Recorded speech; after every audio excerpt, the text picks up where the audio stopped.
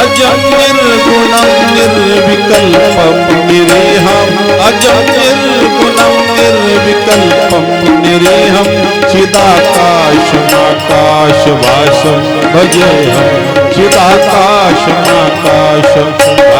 भजेऽहं नमामि शनीशान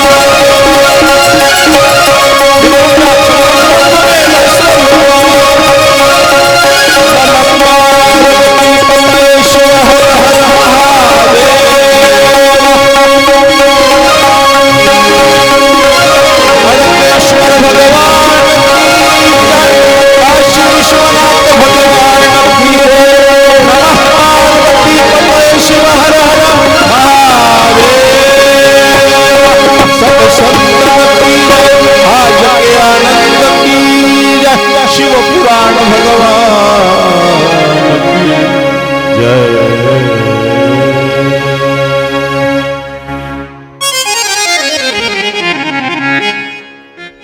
सूत सूत महाभाग वदनो वदतांबर कथां भगवती पुण्या यदाह भगवाच्छुकाः।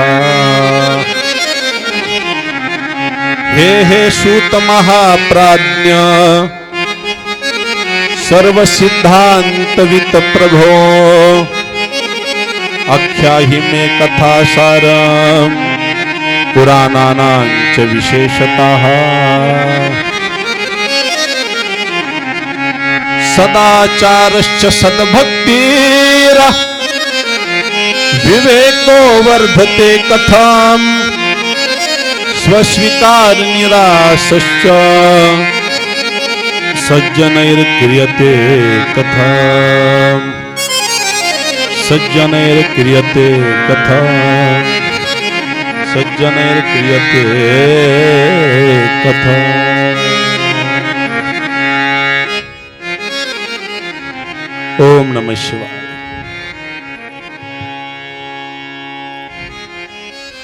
आजपासून आपल्या या पावन भूमीमध्ये आपण शिव महापुराणाला सुरुवात करणार आहोत। तुम्हाला सांगतो अतिशय सुंदर असा हा मुहूर्त आहे की शिवपुराणाची कथा नवीन वर्षामध्ये आपण सगळेजण ऐकतोय।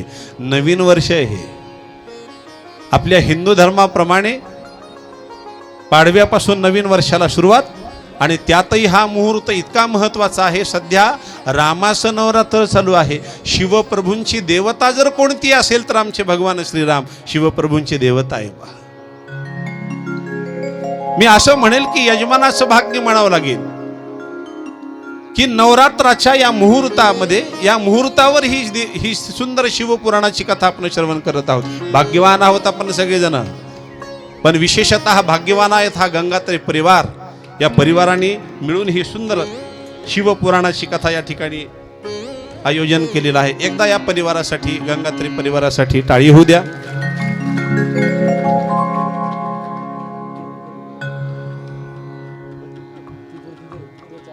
एत शिवपुराणं हि परमं शास्त्रमुत्तमम्। शिवपुराण कथेचे आयोजक संयोजक जे आहेत ते श्रीमती शकुंतला कुंडीराम गंगात्री काकू यांच्या माध्यमातून आपण या गंगात्री परिवाराच्या माध्यमातून ही शिवपुराणाची कथा श्रवण करत आहोत। ज्या ज्या भक्तांनी या परिवाराला सहकार्य केलेलं आहे, वास्तविक पाहता सहकार्य आपल्या सगळ्या गावाचं सहकार्य आहे बरं का। कोणी ऐकल्याचा हा खेळ नाहीये, पण माध्यम भगवंतानं शिवप्रभूंनी यांना माध्यम ठरवलेलं आहे, यजमानपद यांना दिलेलं आहे, म्हणून हे फार मोठे भाग्यवान, हा परिवार फार मोठा भाग्यवान। पण यांना मदत करणारे जे आयोजक आहेत, ज्यांनी साथ दिलेली आहे ते श्री सतीश देवा कुलकर्णी, त्यानंतर श्री अशोक भाऊ तरकसबन, श्री राजेभाऊ आप्पा इंगोले, श्री ज्योतिराम नेवले, श्री बाळू नेवले, श्री गोविंद गंगात्रे, श्री श्याम गंगात्रे, श्री सुरेश गंगात्रे, श्री रमेश गंगात्रे व समस्त भजनी मंडळ, समस्त आडसवासीय, समस्त म्हटल्यानंतर सगळेच जण आले। प्रत्येकाचं नाव जर घ्यायचं म्हटलं तर विष्णू सहस्रनामाचा पाठ झाल्याशिवाय राहणार नाही, म्हणून समस्त म्हटल्यानंतर सगळेच जण आले। मी मोठा भाग्यवान भाविकांना तुम्हाला सांगतो, मी मोठा भाग्यवान, त्यातही तुमच्या सगळ्या आडसवासियांचं प्रेम माझ्यावर आहे आजपर्यंत। इतक्या वर्षापासून मी इथे येतोय, तुमच्या आडसवासियांचं प्रेम आहे म्हणून नवनवीन कथा सांगण्यासाठी इथे येतोय मी। आत्ताच आम्ही नैमिषारण्यामध्ये जाऊन आलो, इथले बरेचसे भक्त इथं होते, पहा माझ्यासोबत होते। त्या नैमिषारण्यामध्ये अनेक कथा मी केलेल्या आहेत, 12 वर्षापर्यंत मी तिथं कथा केली पहा। पण हे 13वं वर्ष देवाची इच्छा असेल की त्यांच्याकडून कथा करून घ्यावी। आमच्यासोबत एक महाराज आले होते, म्हणून प्रभूंची इच्छा होती त्यामुळे त्यांनी कथा केली। पण भाग्यवान आपण की मला थोडीशी विश्रांती मिळाली शिवकथा सांगण्यासाठी, मी ही पूर्ण शक्तीनिशी या ठिकाणी आलोय पहा। रामाचं नवरात्र चालू आहे। आमच्या शिवप्रभून जे शांत झाले, हलाहल विष पिल्यानंतर जे शांत झाले, ज्या नावानं शांत झाले ते नाव फक्त श्रीराम श्रीराम श्रीराम. अखंडपणे आमचे शिवप्रभू रामाचं नाव या ठिकाणी घेत राहिले. नाव विशेष म्हणजे ज्या नावामुळे माणसाला चांगल्या चांगल्याला आराम मिळतो तेच ते नाव आहे राम. श्रीराम जय राम जय राम श्रीराम जय राम. वाजवायची सगळ्यांनी जय हो राम जय राम जय जय राम श्रीराम जय राम जय जय राम श्रीराम जय राम जय राम श्रीराम जय राम जय राम श्रीराम जय राम जय जय राम श्रीराम जय राम जय जय राम श्रीराम जय राम जय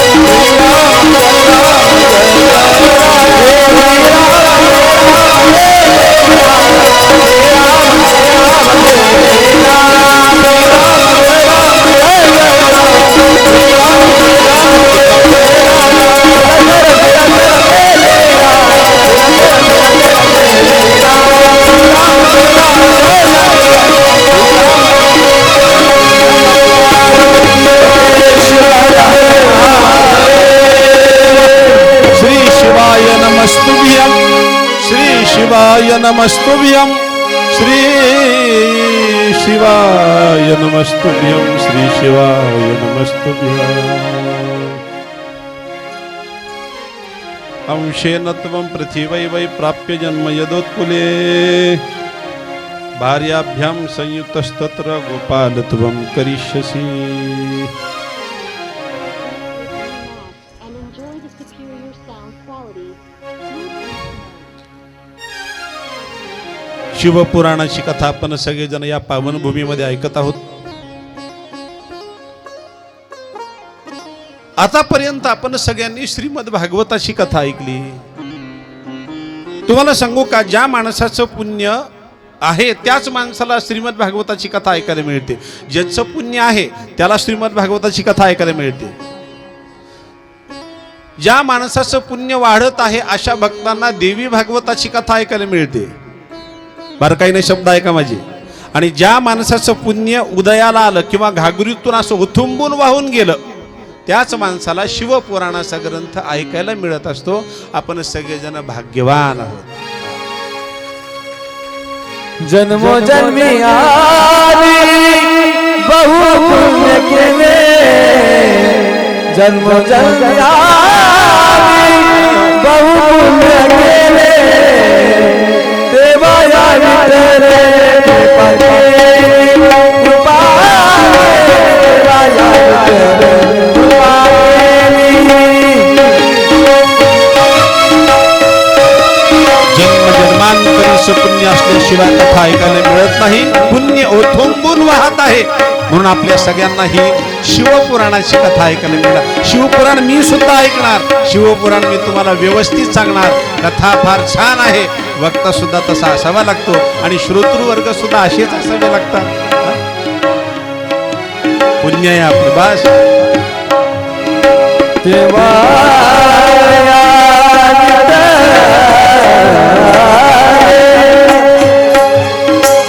कृपा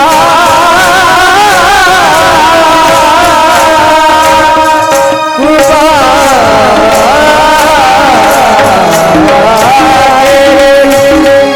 देवाया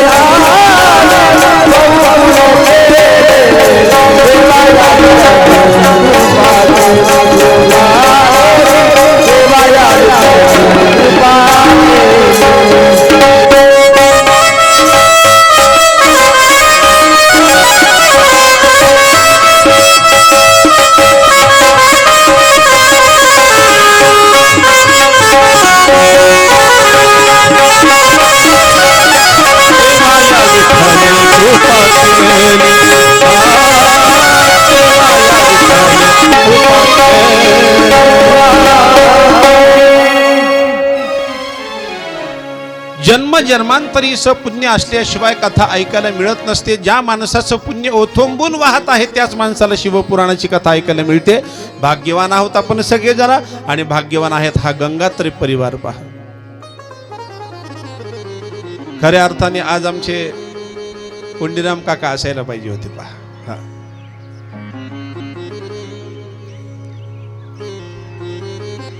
जन्म आणि मृत्यू प्रत्येक माणसाला असतो. जिथे जन्म मिळायचं तिथं मिळणार ते आपल्या हातामध्ये नाही. जिथे मरण यायचं तिथं प्रत्येक व्यक्तीला मरण येणार ते सुद्धा आपल्या हातामध्ये नाहीये. पण तुम्हाला सांगतो, ही शिवपुराणाची कथा जर आपण केली, या परिवाराने केली आहे, हा संकल्प यांनी सोडलेला आहे. 42 कुळाचा उद्धार आहे. पहा, हा 42 कुळाचा उद्धार आहे. आपण सगळ्यांनी देवांच्या कथा ऐकलेल्या आहेत. श्रीमद भागवत म्हटल्यानंतर सगळे देव आलेत, त्यामध्ये सगळ्या देवांच्या कथा आपण ऐकल्यात. पण आपण सगळेजण महादेवाची कथा ऐकतोय. आलेलं संकट जो आपल्यावर घेतो ते महादेव आहेत. आणि त्या महादेवाचं चरित्र आपण ऐकतोय. आपण भाग्यवान.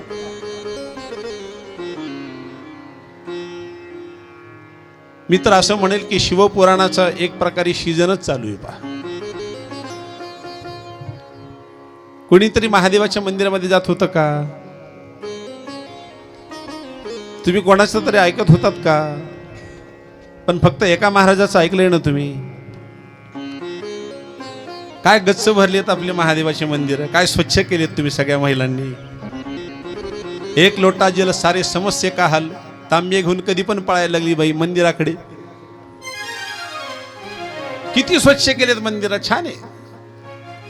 तुम्ही कोणाचंच ऐकलं नाही, फक्त एकाच व्यक्तीचं ऐकलं, ते म्हणजे प्रदीपजी मिश्राचं ऐकलं. मला आनंद एका गोष्टीचा वाटतो की तुमच्या हृदयातली भक्ती कोणीतरी वाढवलेली आहे, म्हणून आम्ही त्या मिश्राजींना दंडवत घालतो.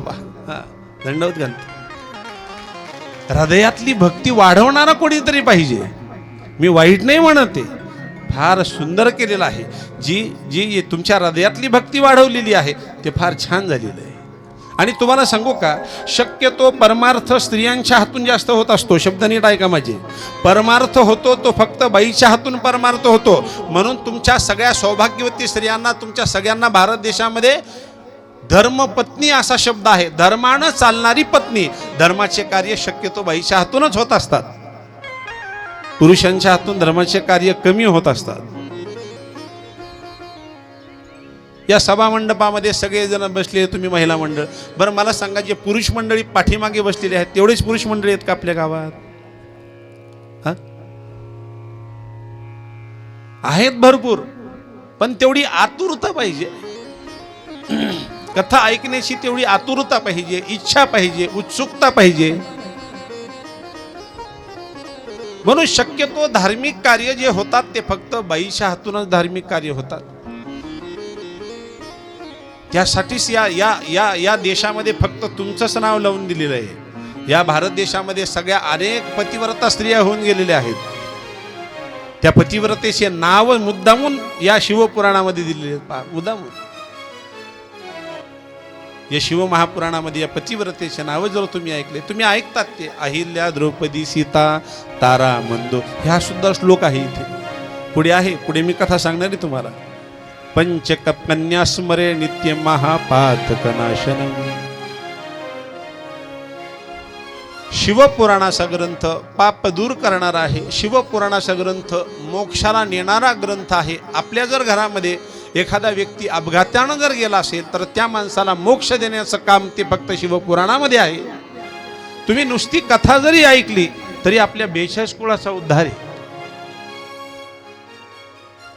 आणि माझ्या आयुष्यामधली ही कितवी कथा आहे सांगू का? माझ्या आयुष्यामधली ही 640वी ही कथा आहे. इथली 640वी कथा आहे. 640वी कथा आपल्या सगळ्यांच्या माध्यमातून होत आहे. अजूनही अखंडपणे कार्य चालू आहे. तुम्हाला सांगू का, देवाला फक्त एकच प्रार्थना आहे, नारायणा हे देवा, हे सदाशिवा, सांब सदाशिवा, फक्त तुझ्या नामस्मरणामध्ये अखंड असंच राहू दे. काय कमी केलं हो देवानं आपल्याला. 10 वर्षापूर्वीचा आधीचा काळ तुम्ही आठवा. 10 वर्षापूर्वीचा आधीचा काळ असा होता की आपल्याजवळ काहीच नव्हतं. आणि आताचा सध्याचा काळ पहा. सध्याचा काळ इतका चांगला की भरपूर आहे. देवानं आपल्या सगळ्यांना भरपूर दिलेला आहे. काय कमी केले देवानं सांगा ना, काय कमी केले? तरी सुद्धा ईश्वर भक्तीकडे कोणी यायला तयार नाही, कोणी नामस्मरण करायला तयार नाही, कोणी शिवभक्ती करायला तयार नाही. पण मात्र आता सध्याच्या परिस्थितीमध्ये अनेक लोक शिवभक्तीकडे वळलेले आहेत. आणि शिवजींचा फक्त एकच आहे, शिवजी प्रत्येक माणसाला मोक्षाला घेऊन जातात. कारण ब्रह्मदेवाला काम दिलेलं आहे ते म्हणजे सृष्टी निर्मितीचं कार्य आहे. पालन करण्याचं काम कोणाकडे आहे तर भगवान विष्णूकडे. पूर्ण जगताचं पालन करतात भगवान विष्णू.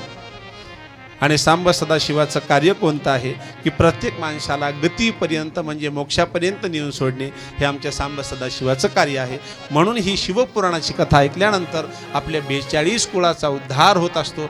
यजमानाच्या सुद्धा होतो आणि ऐकणाऱ्या सगळ्या लोकांच्या सुद्धा होतो. यजमानाची सगळी इच्छा पूर्ण होते, ऐकणाऱ्या सगळ्या भक्तांच्या 42 कुळाचा उद्धार होतो. कथा मुक्त करी, कथा सुख करी, कथा मुक्त करी, कथा मुक्त करी, कथा मुक्त करी, कथा मुक्त कथा मुक्तकारी कथा सुखकारी कथा मोहकारी कथा सुखकारी कथा मोहकारी कथा मुक्तकारी कथा मुक्तकारी कथा मुक्तकारी कथा मुक्तकारी कथायाची बरी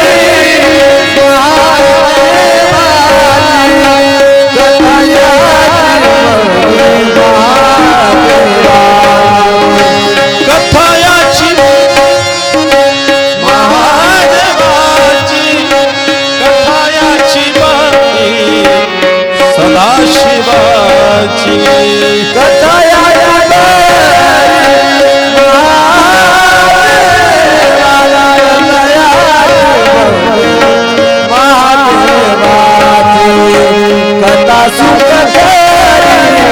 कथा मुक्तकारी कथा सुखकारी कथा मुक्तकारी कथा सुखकारी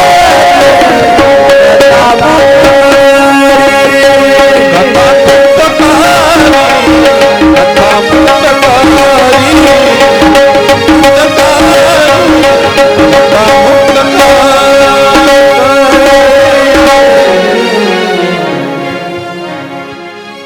कथा तृप्तही करते आणि कथा मुक्तही करते. तुम्हाला सांगतो, प्रत्येक माणसानं धार्मिक कार्यामध्ये या कथेमध्ये यावं, त्या माणसाचा उद्धार होत असतो. इथं आल्यानंतर उद्धार होणार आहे, घरी गेल्यानंतर सुद्धा उद्धारच आहे. तो उद्धार चांगला का, हा उद्धार चांगला सांगा. घरचे लोक उद्धारच करतात की नाही? सगळं करून सुद्धा पोरं म्हणतात की नाही, आई बाबा तुम्ही काय केलं आमच्यासाठी, काय केलं, मारण त्याचे मुसकाडात. अरे एवढा जन्म दिला तेच खूप केलं.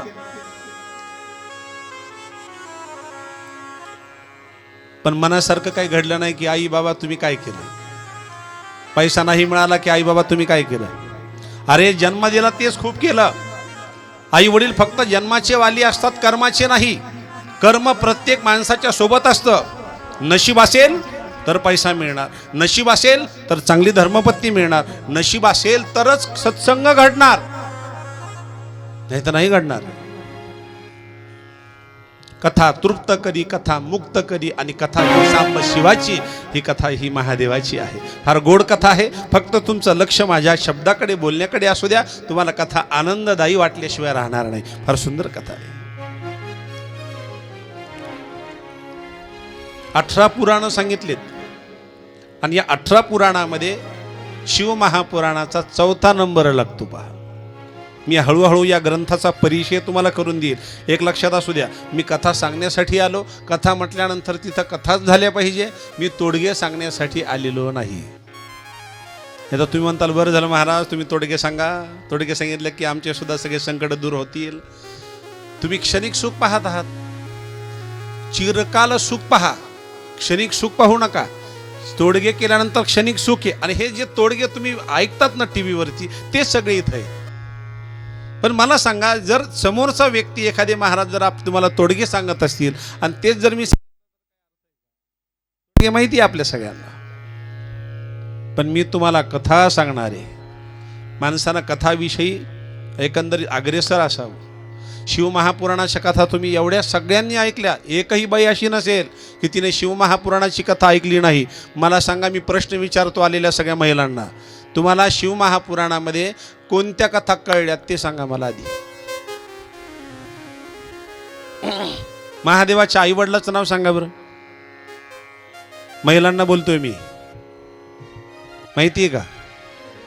महादेवाचा जन्म कसा झाला ते माहिती आहे का? कारण तुम्ही टीव्हीवर बस ऐकतायत ना समोर. महादेवाला किती मुलं आहेत सांगा. काही प्रश्न विचारतो आधी, नंतर तुम्हाला फक्त गणपती आणि कार्तिक स्वामी हे दोनच माहिती आहेत. महादेवाची मुलं किती ते सुद्धा सांगितले. शिवमहापुराणाचा ग्रंथ इतका महत्वाचा आहे. सांगा बरं, काशी जे तुम्ही नेहमी ऐकतात ना, काशीला मुक्ती मिळते, काशीला मुक्ती मिळते. तुम्ही काशी करून आलात, काशीला काहीतरी सोडलंही असेल. काय सोडलं तुम्ही? आमच्या मंडळीनं लग्नाच्या आधीच काशी केली. तिला म्हणलं काय सोडलं? म्हणे चिकू. तिला म्हणलं चिकू का सोडला? मला आवडत नव्हता म्हणे. मला हा मुद्दा मांडायचा आहे की काशीच महत्वाची का आहे? काशीला एवढं काय आहे की काशी फार महत्वाची सांगितली. आणि सांब सदाशिव सुद्धा म्हणतात की मला जर भेटायचं असेल तर तुम्ही फक्त काशीला या, आणि काशीला तुमचा प्राण जर गेला तर सायुज्य मुक्ती मी तुम्हाला देईल, असं महादेव सुद्धा म्हणतात. मग माझ्या प्रश्नाचं उत्तर द्या, काशीच महत्वाची का? पहिल्यांदा शिवमहापुराणाची कथा कुठं झाली सांगा? नाही माहिती ना? आधी या ग्रंथाचा परिचय करून घ्या. महादेवाचा बीजमंत्र कोणता आहे ते सांगा. नाही माहिती ना? मग आता व्यवस्थित लक्षपूर्वक ऐका. आता मी तुम्हाला सगळ्या गोष्टीची माहिती करून देणार आहे. मी तुम्हाला कथेविषयी माहिती सांगणार आहे. आणि कथा ही अतिशय. बरं, पिंडच का आहे? महादेवाच्या पूर्ण शरीराची पूजा का नाही सांगा बरं? फक्त आपण शिवपिंडीचीच पूजा करतो, त्याचं कारण काय? सोमवारच का करावा? महादेवाने आपल्या पूजेसाठी शिवरात्र महत्वाची. बरं, शिवरात्रच का सांगा बरं? माझ्या प्रश्नाचं उत्तर द्या बरं. तुम्ही जागे आहेत ना? मी तुम्हालाच बोलतोय बरं का. तुझ नुसते बायका अशा पाहायला लागले. जस काय किती जन्माचं वैर आहे तुमचं आमचं? आपलं वैर काहीच नाहीये.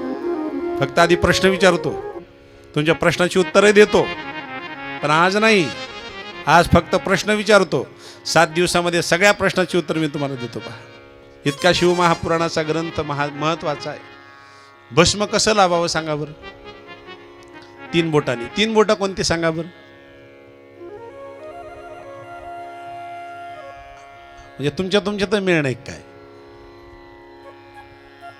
भस्म लावण्याचे 3 बोट वेगळे आहेत. आता ते 3 बोट कोणते ते नंतर सांगेल, आजच नाही सांगणार. तुम्ही आतुरतेनं इथं आला पाहिजेत. भस्म लावल्यानंतर कोणता फायदा होतो सांगा? नाही माहित ना? सांगेल तुम्हाला, आज नाही. हळूहळू उद्या सगळं हे चरित्र येणार आहे. हे सगळं चरित्र मी तुम्हाला सांगणार आहे. फार सुंदर कथा आहे. बेलाच्या झाडाचं महत्व काय माहिती आहे तुम्हाला? बेलाच्या झाडाखाली एक व्यक्ती जर जीव घातला तर किती माणसं जीव घातल्याचं पुण्य माहिती आहे का? नाही ना? सांगेल तुम्हाला. आता आज नाही, आज फक्त तुम्हाला प्रश्नाचे काही प्रश्न काढून देतो. त्या प्रश्नाची उत्तर मी तुम्हाला या 7 दिवसामध्ये देणार. फार मस्त आहे. पहा, महादेवाचा नैवेद्य घ्यावा का नाही? महादेवाचं तीर्थ घ्यावं का नाही? काही लोक म्हणतात तीर्थ घ्यावं, काही लोक म्हणतात तीर्थ घेऊ नये. मग घ्यावं का नाही घ्यावं सांगेल मी, आज नाही. मी तुम्हाला या 7 दिवसामध्ये सगळं काही सांगणार आहे. महादेवाचे आतापर्यंत किती अवतार झालेत माहिती आहे का? लोकांना एवढंच माहिती की फक्त भगवान विष्णूचा अवतार घेत असतात, महादेव नाही. कोण म्हणे महादेव अवतार घेत नाही? महादेवाचे आतापर्यंत 36 अवतार झालेले आहेत. 36. कोणकोणते झाले, कसे झाले सांगेल तुम्हाला. या 7 दिवसामध्ये आपल्याला सगळं ऐकायचंच आहे. आणि म्हणून शिवमहापुराणाचा ग्रंथ अतिशय महत्वाचा ग्रंथ आहे. एत शिवपुराणम ही शिवपुराणाचा ग्रंथ परमशास्त्रमुत्तमम, एक शास्त्र आहे. एत शिवपुराणम ही पुराणम पुराणशास्त्रमम सदाचारस्य यद्भक्तीर. तुम्हाला माहिती का शिवपुराणाचा ग्रंथ ऐकल्यानंतर कोणतं पुण्य मिळतं? शिवपुराणाचा ग्रंथ ऐकल्यानंतर राजसूय यज्ञ केल्याचं पुण्य मिळतं. पहा, हे मी नाही सांगत, शिवपुराणाचा ग्रंथ श्लोक आहे माझ्याकडे, पुरावा आहे माझ्याकडे. राजसूयेन यज्ञेन यत् पुण्यम मष्टिमो शतमे च तत् पुण्यम लभते शंभो कथा श्रवण मात्रतः. नुसती कथा जर ऐकली, 7 दिवसाची कथा जर ऐकली तर राजसूय यज्ञ केल्याचं पुण्य मिळतं. एवढा शिवमहापुराणाचा ग्रंथ महत्वाचा आहे. तो सामान्य ग्रंथ नाहीये. बाकीच्या देवांची कथा तुम्ही ऐकली, पण हे देवादी देव आहेत. संकट जर आलं तर स्वतःवर घेणारे हे महादेव आहेत. जो व्यक्ती शिवशंभूची आराधना करतो, शिवशंभू त्याला काही कमी पडू देत नाहीत. आणि अंतकाली सांब सदाशिव त्या भक्ताला आपल्या जवळ घेतात आणि मुक्ती प्राप्त करून देतात. कोणाकोणाला मुक्ती प्राप्त करून दिली हे सगळं काही आपल्याला ऐकायचं. पण पहिल्यांदा शिवशंभूची आराधनाच करावी लागणार, त्याशिवाय देव येत नाही. जन्मांतरे भवेत पुण्यम, जन्म जन्मांतरीच पुण्य असावं लागतं, तेव्हा कुठे ही शिवमहापुराणाची कथा श्रवण करायला मिळत असते. भाग्यवान आहोत आपण सगळेजण. सांब सदाशिवाचं थोडंसं नामस्मरण करून मस्त या शिवपुराणाच्या ग्रंथामध्ये आपण प्रवेश करणं. ओम नमः शिवाय, ओम नमः शिवाय, हर हर भोले नमः शिवाय. नमः शिवाय, हर हर भोले नमः शिवाय. नमः शिवाय, ओम नमः शिवाय, हर हर भोले नमः शिवाय. नमः शिवाय, नमः शिवाय, हर हर भोले नमः शिवाय. नमः शिवाय, हर हर भोले नमः शिवाय. शिवाय, ओम नमः शिवाय, हर हर भोले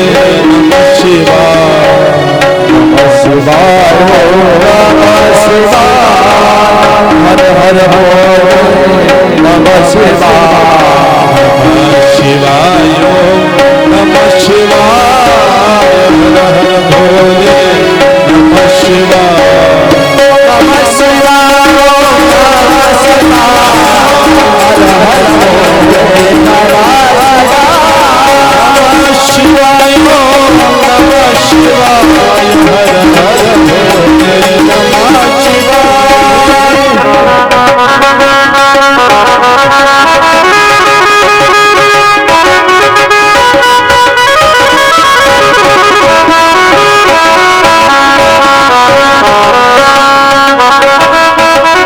ताळी वाजवा, ताळी.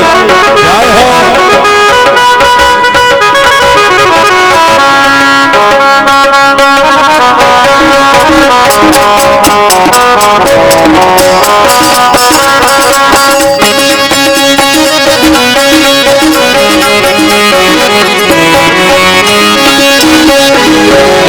ईश्वराय शिवाय,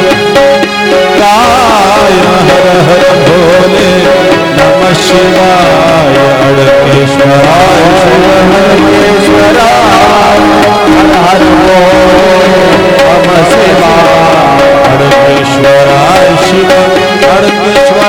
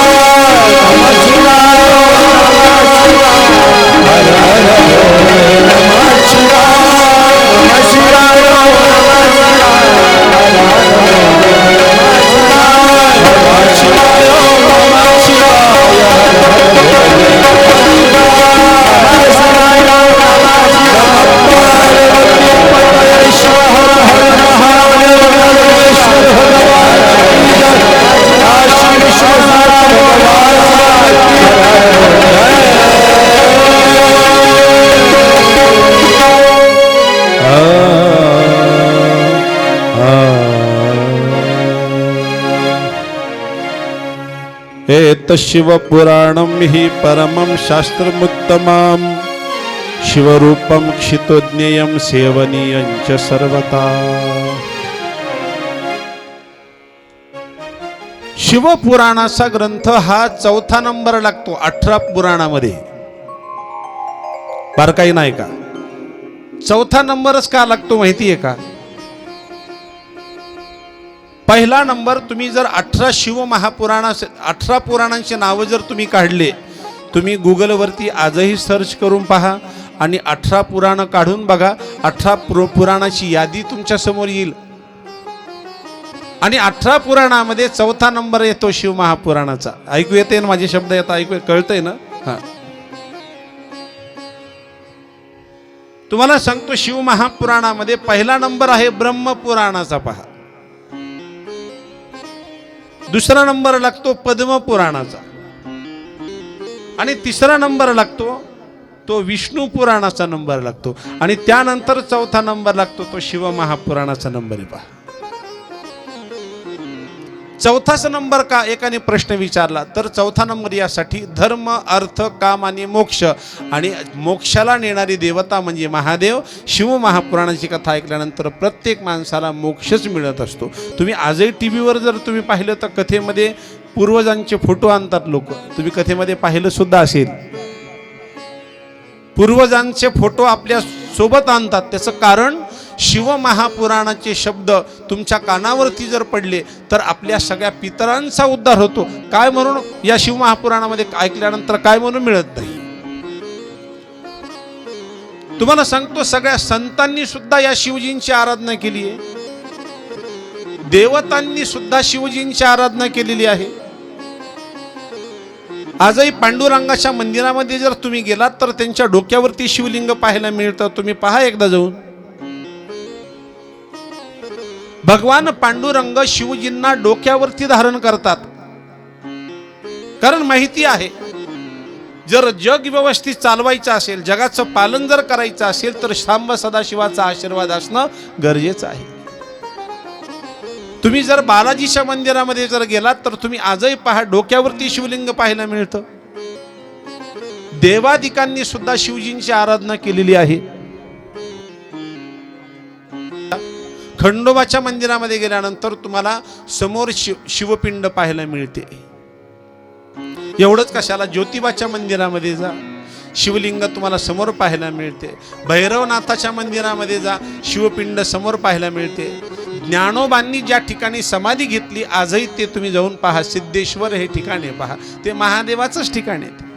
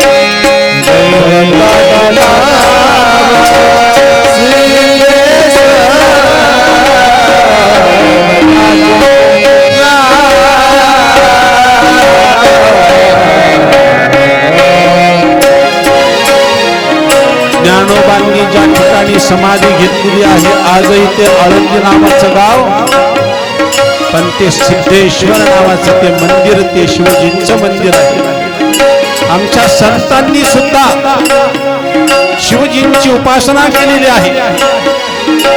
निवृत्तीनाथाच्या मंदिरामध्ये जर गेलात तर त्र्यंबकेश्वर हे ठिकाण ते महादेवाचं पाहायला मिळतं आणि आमच्या संत तुकोबांनी जिथून वैकुंठ गमन केलेलं आहे ते देहू या ठिकाणी काशी विश्वनाथाचं ते शिवजींचं मंदिर आहे, आजही तुम्हाला ते पाहायला मिळतं। संतांनी सुद्धा शिवजींची आराधना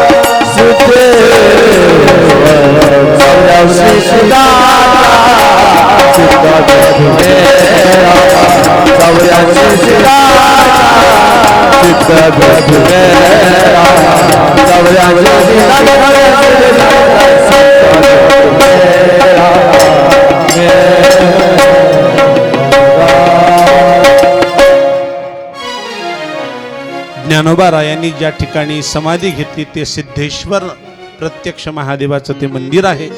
साधू संतांनी सुद्धा शिवजींची आराधना केलेली आहे. जो व्यक्ती शिवजींची आराधना करतो त्या व्यक्तीचा बेडा पार होत असतो. अजून तुम्हाला सांगू,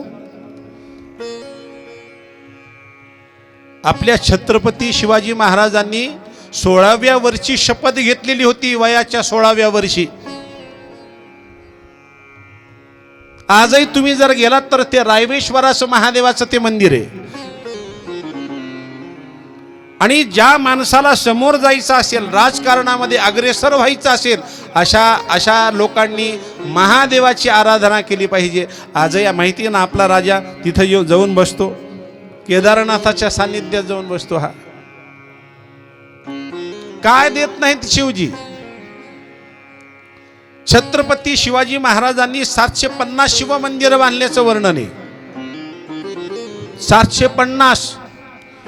आमच्या अहिल्याबाई होळकर जर जन्माला आल्या नसत्या तर आपल्याला हे मंदिर काशी विश्वनाथाचं मंदिर दिसलं नसतं. सोरटी सोमनाथ हे मंदिर दिसलं नसतं. महाराज होते नवे तर अहिल्याबाई होळकर होत्या. हे सगळे थोर पुरुष होते म्हणून त्यांच्यामुळेच आपल्याला हे सगळे मंदिरं पाहायला मिळत आहेत.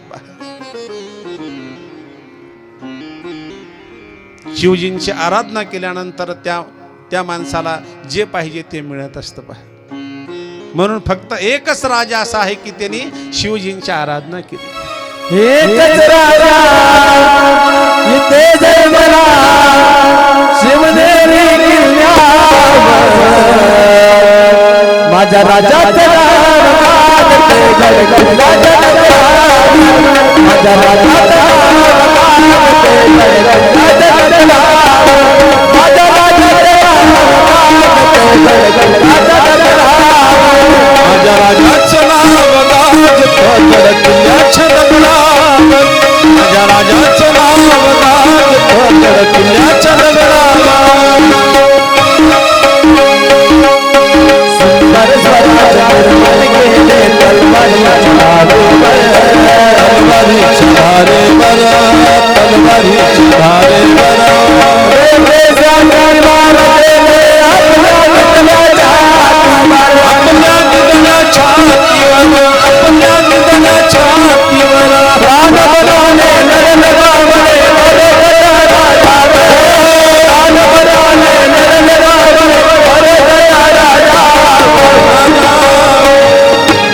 माझ्या राजा